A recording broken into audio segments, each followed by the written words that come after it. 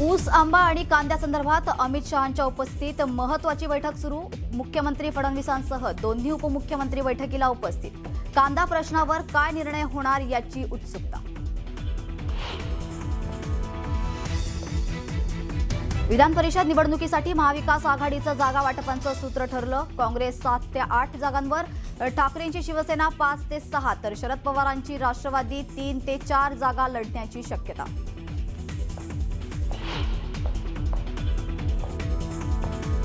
महायुतीचा विधान परिषदेचा फॉर्म्युला जवळपास निश्चित. भाजप 11 ते 12 जागांवर, शिवसेना 3 ते 4 तर राष्ट्रवादीच्या वाट्याला 1 ते 2 जागा येण्याची शक्यता.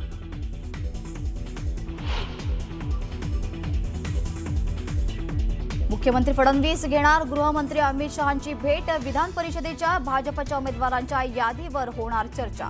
तर भाजप प्रदेशाध्यक्ष चव्हाणांकडून नितीन नवीन यांच्याकडे यादी सुपूर्द.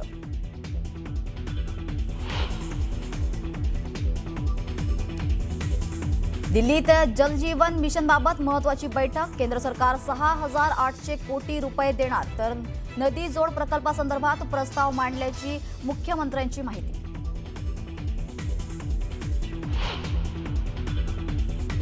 आदित्य ठाकरेंच्या पत्रकार परिषदेनंतर मुंबई महानगरपालिकेतील 4 प्रस्तावांना स्थगिती.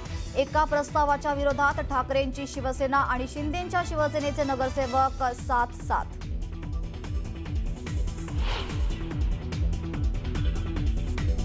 मुंबईतील सिद्धिविनायक मंदिर कॉरिडॉर प्रकल्पाला विरोध. बाधित होणाऱ्या मैदानासाठी ठाकरेंची शिवसेना आक्रमक.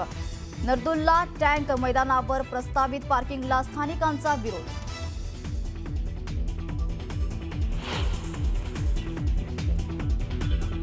मुंबईतील गोरेगावच्या गोकुळधाम परिसरातील सोसायटीत बोकडाच्या कुर्बानीला दिलेली परवानगी रद्द. पालिका प्रशासन आणि पोलिसांच्या बैठकीनंतर निर्णय.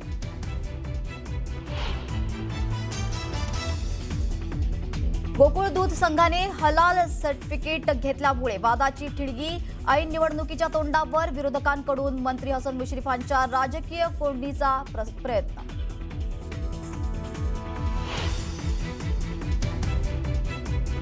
नीट पेपरफुटी प्रकरणात सीबीआयचे देशभरात 49 ठिकाणी छापे.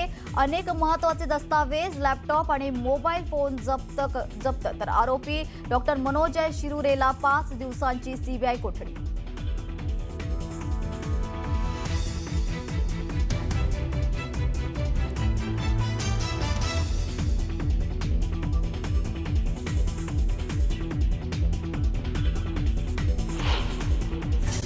महाराष्ट्रामध्ये पुन्हा एकदा स्वागत. एक महत्त्वाची अपडेट समोर येते. महाविकास आघाडी संदर्भातली एक अपडेट आहे, आपण बघूया नेमकी काय. मवियाचा विधान परिषदेचा फॉर्म्युला ठरल्याची माहिती सध्या समोर येते. विधान परिषदेच्या 17 जागा लढवण्याचा निर्णय घेण्यात येतोय. काँग्रेस 7 ते 8, शिवसेना उबाटा 5 ते 6 जागा लढवणार अशी माहिती सूत्रांकडून येते. सर्व 17 जागा लढवण्याचा निर्णय घेण्यात आलेला आहे. आघाडीतील जागा वाटपाचा जो फॉर्म्युला तो आता अंतिम झाला आणि त्यानुसार काँग्रेस, शिवसेना, युबीटी आणि राष्ट्रवादी काँग्रेस, शरद पवार पक्ष यांच्यात जागांचं विभाजन निश्चित करण्यात आलेलं आहे. आणि सूत्रांनी दिलेल्या माहितीनुसार काँग्रेस 7 ते 8 जागा, शिवसेना युबीटी 5 ते 6 जागा आणि राष्ट्रवादी शरद पवार पक्ष 3 ते 4 जागा लढवणार असं बोललं जात आहे. त्यामुळे मवियाच्या जागा वाटपाचा फॉर्म्युला ठरल्याची माहिती त्या सूत्रांकडून समोर येते. आपल्याला सगळ्यांना माहितीच आहे की विधान परिषदेच्या स्थानिक स्वराज्य संस्थांमधून 16 निवडणुका आहेत, तर नागपूर या ठिकाणी एका ठिकाणी पोटनिवडणुका आहेत.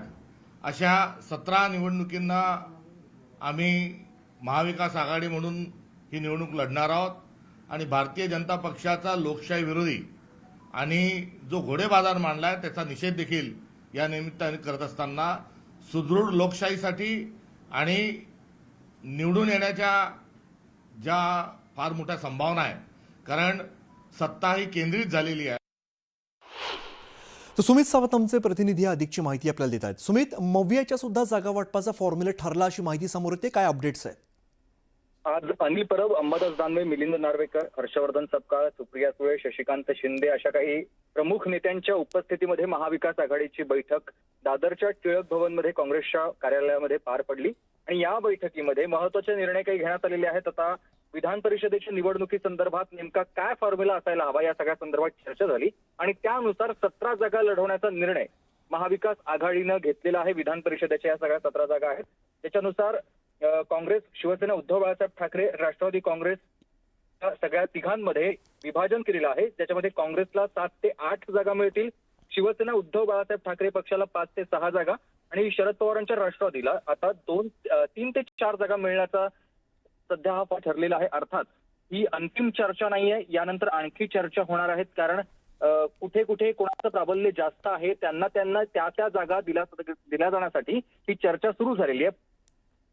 फॉर्म्युला असेल यावर एकमत होताना दिसतंय, पण कुठे कुठे जागा निश्चित करायचं त्याला अद्याप काही काळ लागणार आहे. बरं सुमित, धन्यवाद या सगळ्या माहितीसाठी. पुढची एक मोठी बातमी समोर ते बातमी दिल्लीमधून आहे. गृहमंत्री अमित शहांच्या उपस्थितीत एक महत्त्वाची बैठक सुरू आहे. काय नेमकं घडतं तर गृहमंत्री अमित शहांच्या उपस्थितीमध्ये बैठक आता सुरू झालेली आहे. अतिशय महत्त्वाचे मुद्दे या बैठकीमध्ये येत आहेत. कांदा असेल, ऊस असेल आणि आंबा पिकांसंदर्भात यामध्ये आढावा घेतला जातोय.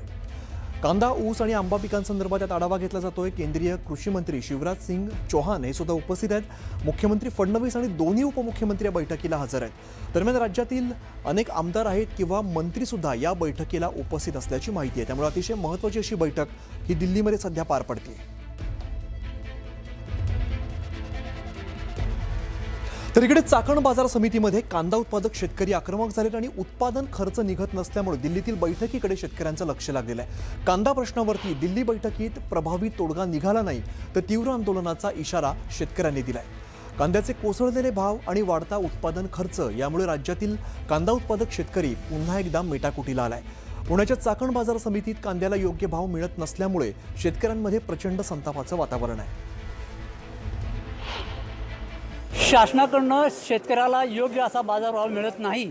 12 रुपये 35 पैसे जे सरकारने मुख्यमंत्र्यांनी घोषणा केली, माझा कांदा आज 11 रुपये 50 पैशाने गेला. 12 रुपये 35 पैसे गेले कुठं?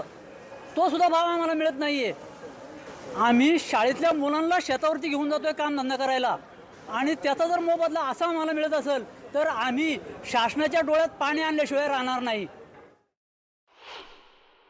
अहो राज्यामध्ये फक्त नाशिक आहे. त्याचं कारण पण असं आहे ना की बाजार समितीने आम्हाला दाखवा. आता इथं सचिव साहेब आहे, सभापती साहेब आहे, यांना म्हणा आता चला आणि तुम्ही एक पत्र व्यवहार दाखवा की माझ्या बाजार समितीमध्ये जो सीझन चालू झाला चाकण बाजारला तेव्हापासून एक पत्र व्यवहार केला. बाजार भाव परवडत नाही, शेतकऱ्यांच्या तक्रारी आहे, शेतकरी आम्हाला सांगतात.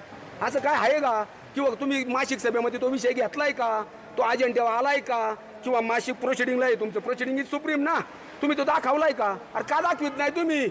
आमचं हे भांडण आहे. आमचं भांडण काय आहे की तळापासून शिखरापर्यंत हे गेलं पाहिजे. मध्यंतरी शासनानं जाहीर केला की 12 रुपये 35 पैसे 12 रुपये 40 पैशांनी की कांदा खरेदी करायचा. परंतु त्याच्यानंतर काही ज्या घटना घडल्या, कालची जर महाराष्ट्रातली घटना तुम्ही बघितली असेल की महाराष्ट्रातलं एक मोठं आंदोलन नाशिकच्या परिसरामध्ये त्या ठिकाणी झालं. तिथला शेतकरी वर्ग, इथला काय तिथला काय, हा सगळा शेतकरी वर्ग अडचणीत आला आहे. आणि शासनाने तिथं आज मी मगाशी एक नोटिफिकेशन बघितलं की 1580 रुपयापर्यंत शासनाची तयारी त्या ठिकाणी आहे. परंतु 1580मध्ये देखील आमच्या शेतकरी वर्गाला त्या ठिकाणी परवडणार नाही. आज दिल्लीला जी बैठक त्या ठिकाणी होती, ही बैठक खऱ्या अर्थानं फार महत्त्वाची आहे.